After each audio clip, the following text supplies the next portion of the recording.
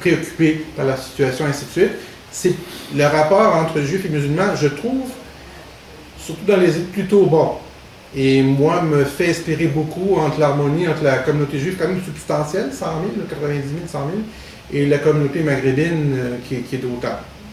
Alors avant-hier, j'étais dans une librairie, j'étais en train de feuilleter un livre sur l'islam au Canada, au Québec en particulier, et je rencontre également un livre qui retrace l'histoire de la communauté juive, peut-être des communautés juives au Québec. Parlons de cette diversité confessionnelle en termes d'origine. Par exemple, la communauté juive, elle vient d'où en général? Quelles sont ses origines ici au Québec? Donc la première communauté juive au Canada, c'est celle de Montréal. Par la suite, les autres qui ont émergé, ce sont souvent des expatriés de Montréal qui sont allés dans les autres villes. Alors, grosso modo, si on oublie les premiers colons, les premiers arrivés dans les années au 18e et 19e siècle, c'est quelques centaines.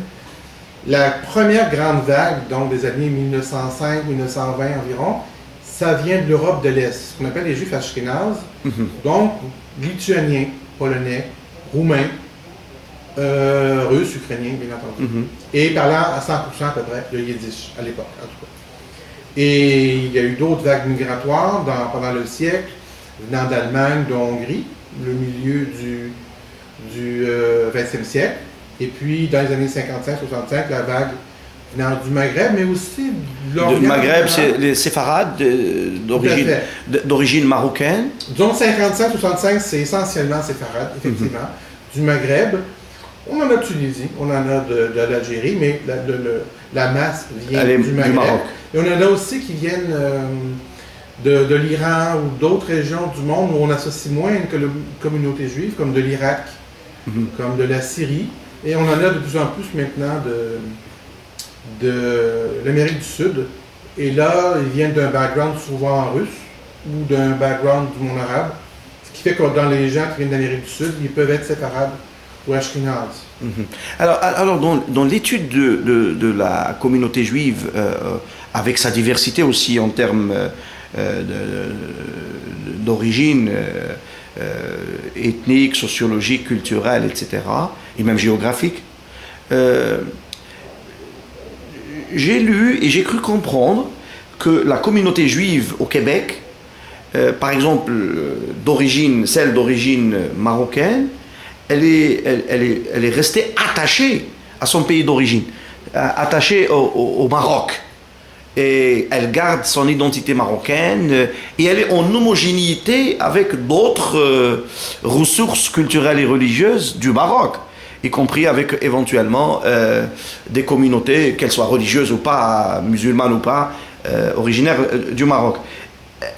Est-ce que cette communauté juive, pour parler plus tard des communautés musulmanes, est-ce qu'elle arrive à équilibrer sa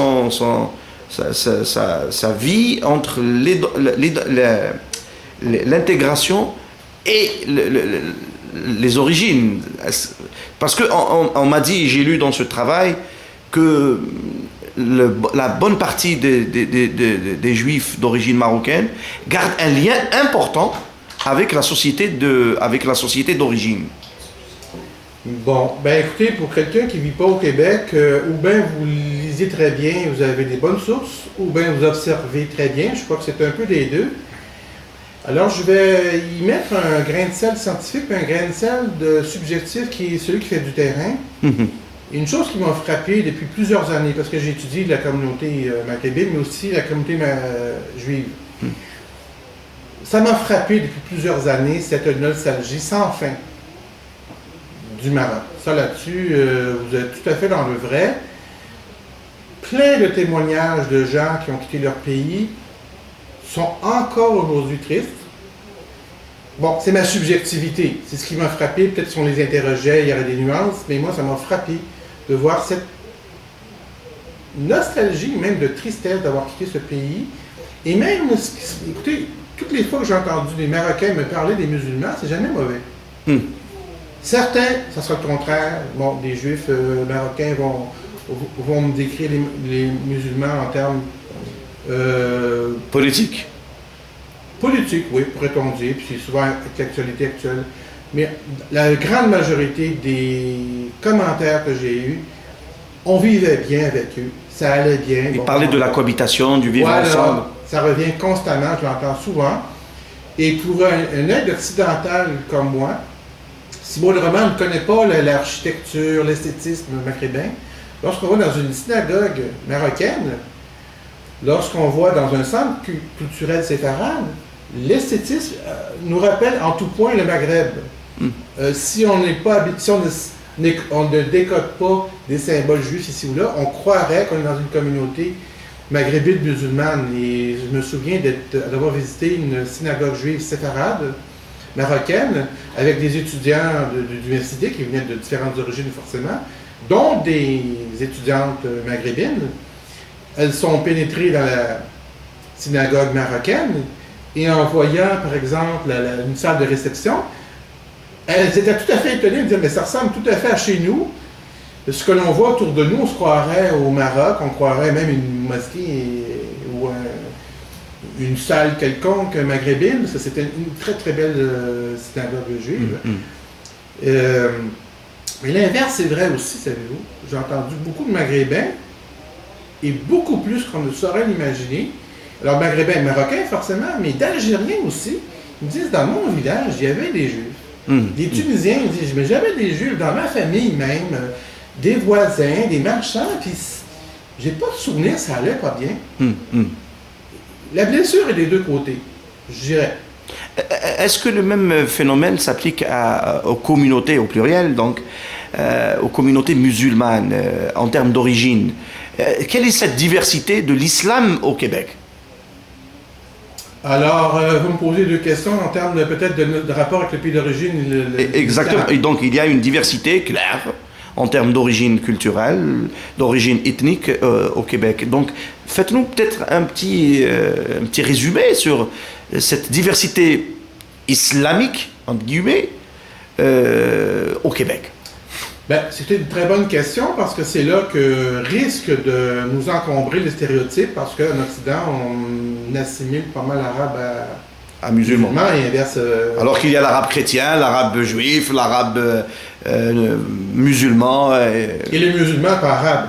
Et le musulman pas arabe du tout. Alors voilà, mais malheureusement, les Occidentaux, nous sommes très prédisposés à être victimes de ce stéréotype. Alors justement, si on compare le Québec francophone avec le Canada anglais ou avec la France, la communauté musulmane est un petit peu entre les deux, bien qu'au point de vue ethnique, puisqu'il faut prendre ce terme-là, on est quand même un peu plus proche de la France. En ce sens, c'est la seule communauté canadienne où les Arabes prédominent dans le nombre.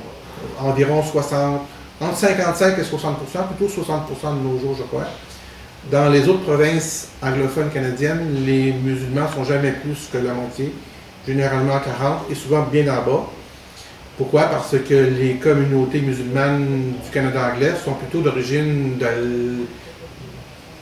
du continent sud-asiatique, l'Asie du Sud, donc pakistanais, bangladais, et ainsi de suite, anciennes colonies britanniques, donc fatalement, ils viennent dans les provinces anglophones.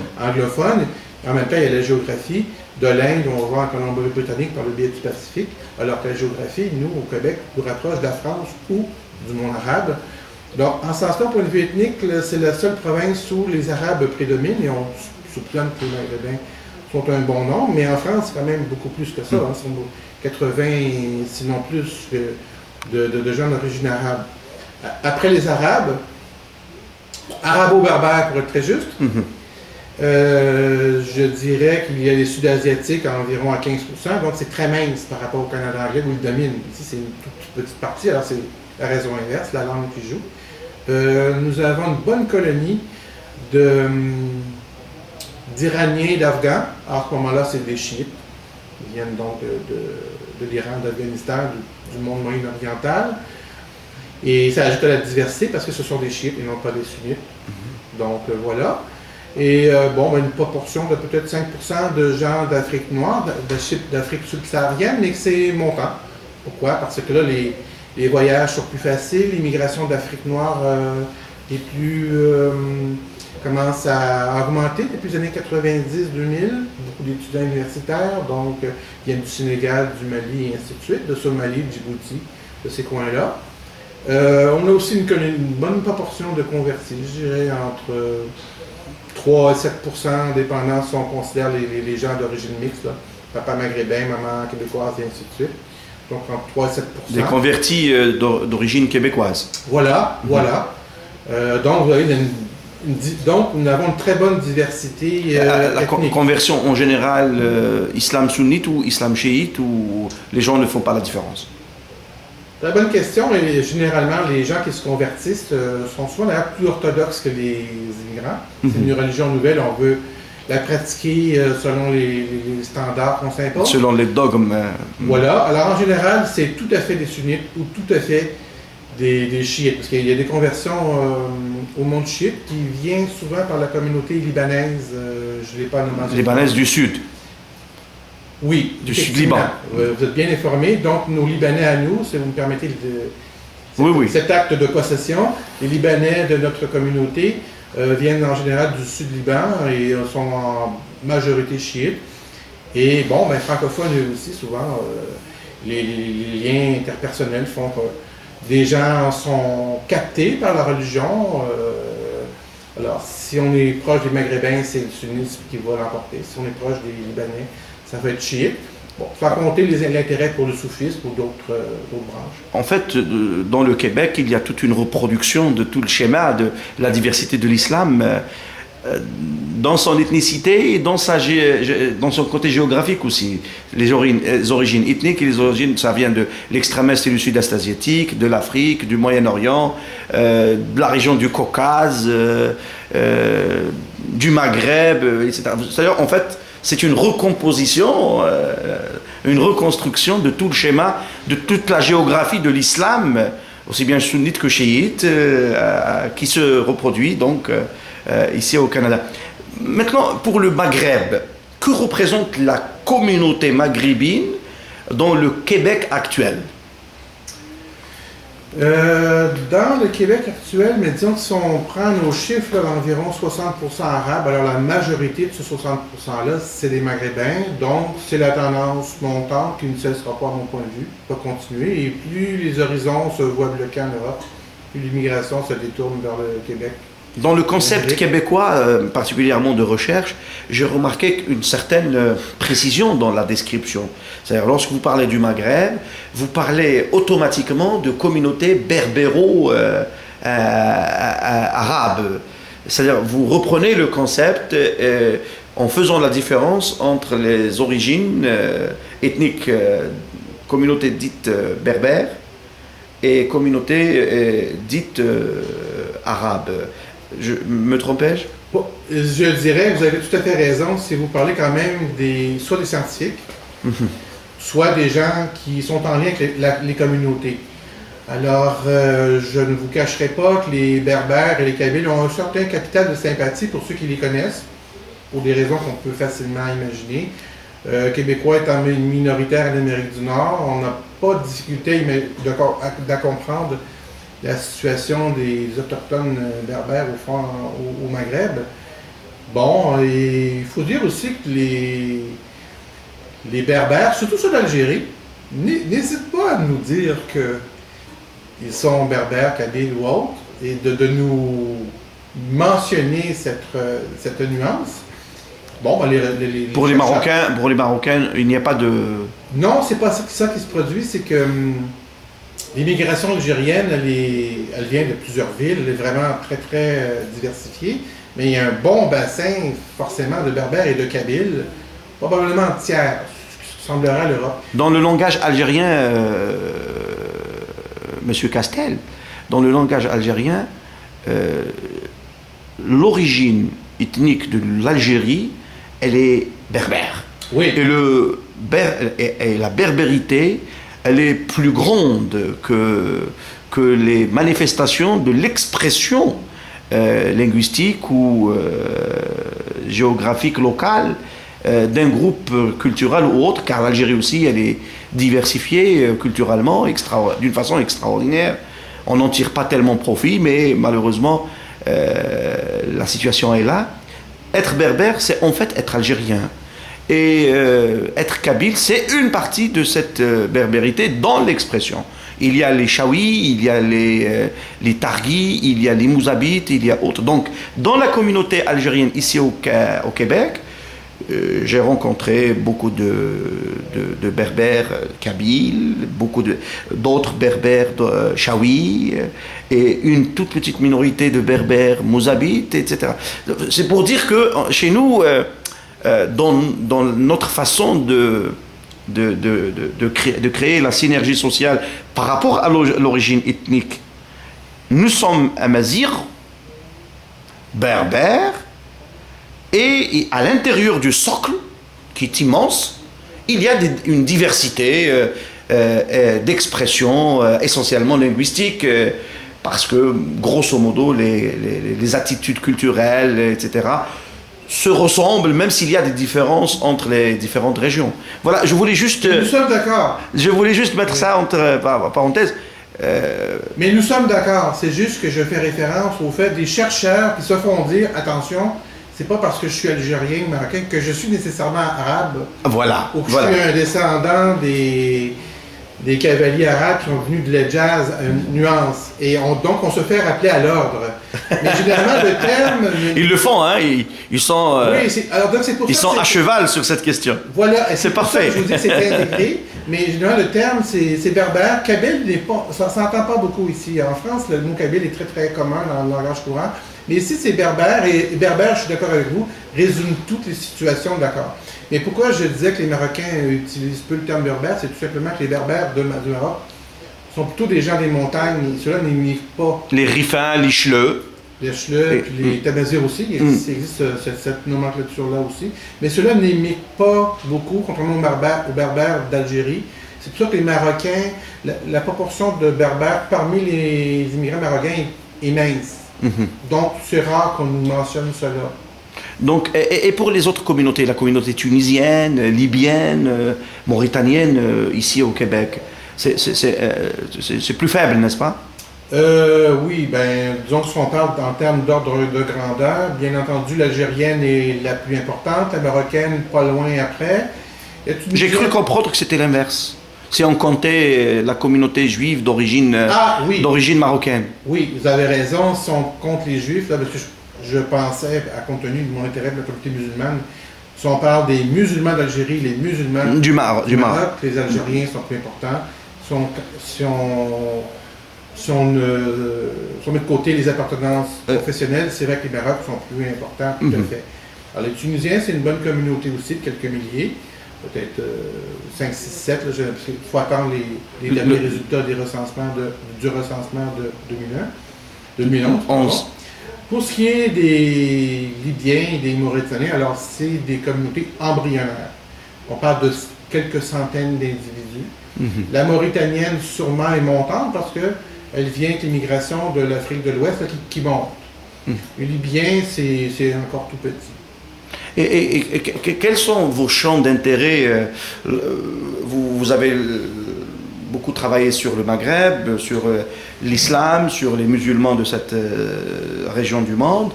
Et vous avez également travaillé énormément sur l'Algérie. Vous-même, vous essayez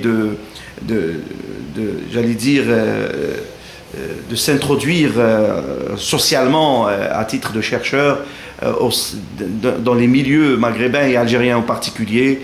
Vous connaissez, vous apprenez des trucs, des mots en arabe, en kabyle. Vous essayez pour mieux cerner et mieux comprendre la société algérienne, la communauté algérienne du Québec. Quels sont vos champs d'études de la communauté algérienne, par exemple? Comme vous l'avez signalé, c'est justement en début de conversation, la question d'urgence et ainsi de suite. Pas par accident, mais mes intérêts portaient sur différentes communautés non chrétiennes. Si je me reporte à mes propres intérêts du début du troisième millénaire, autour de 2000. Vous comprenez que mon terrain qui commençait en 2011, en 2001, mon Dieu, quel coup de hasard étrange de commencer ma tournée des mosquées un peu avant septembre 2001 et un peu après. Et vous comprenez que ce n'était pas toujours si simple d'entrer dans une mosquée en septembre 2011. En même temps, ça a fait ma chance parce que je faisais mon terrain par pur hasard à l'époque. La demande sociale est devenue très forte pour comprendre la communauté musulmane. Une partie des gens... La demande sociale à titre universitaire uniquement ou à titre gouvernemental, provincial ou fédéral? Je crois que vous comprenez tout. L'intérêt social, bien entendu, mais en 2001, on ne s'intéressait pas encore beaucoup aux communautés au pluriel musulmanes et maghrébines. L'intérêt est venu des effets Nous sommes pas loin de New York, n'est-ce pas? Alors, dans l'année 2001 et l'année qui suivit, on se demandait, personne ne savait vraiment où on allait. L'histoire était totalement inconnue à ce moment-là. Il fallait s'interroger aux communautés en question et donc les demandes sont venues informelles, je dirais. Venaient de l'État, venaient de toutes sortes de l'univers, mais c'était, je trouve franchement, au Québec, en tout cas, si je peux le mesurer, dans ceux qui m'ont approché, il n'y a rien eu de morbide. C'était plutôt, les musulmans d'ici, c'est quoi leur profil. On n'en savait rien. Alors moi, je commence ma recherche à ce moment-là, vous comprenez que c'est une certaine chance. Et après, le questionnement plus québécois, celui-ci, que le terroriste a rapidement été évacué comme inquiétude de fond ici. D'ailleurs, il ne s'est rien passé vraiment de significatif là-dessus. L'inquiétude, c'est plus fait sur l'intégration des musulmans, est-ce qu'ils peuvent s'intégrer, est-ce qu'ils sont solubles dans la laïcité? Dans la laïcité, dans la démocratie, dans la République. Voilà, alors vous connaissez les questions en question. Et encore... dans la République, sachant que le cas canadien est un peu différent de tradition républicaine, du moment où le Canada reste symboliquement sous l'égide de Sa Majesté la Reine d'Angleterre. Voilà. J'aime préciser parce que, pour ne pas... Je crois que vous comprenez bien la situation, mais en même temps, je pourrais dire que même si nous avons des liens extrêmement directs avec la monarchie britannique, souvent les esprits, les mentalités sont républicaines néanmoins. Et n'oublions pas que les États-Unis, au sud de notre pays, c'est une république aussi. Donc, les mentalités sont un peu un mélange de tout ça. Mais donc, ma recherche s'est faite dans ce contexte-là. Et rapidement, on a voulu... Sur la question, pardon, professeur Castel, sur la question de l'intégration des musulmans en général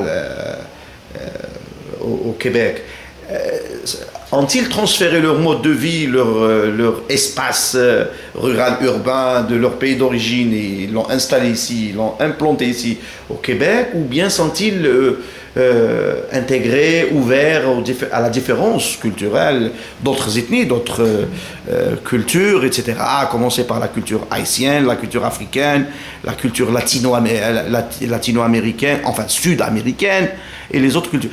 Y a-t-il une problématique d'intégration de l'islam et des musulmans en général au Québec? Parce que vous venez d'évoquer cette question.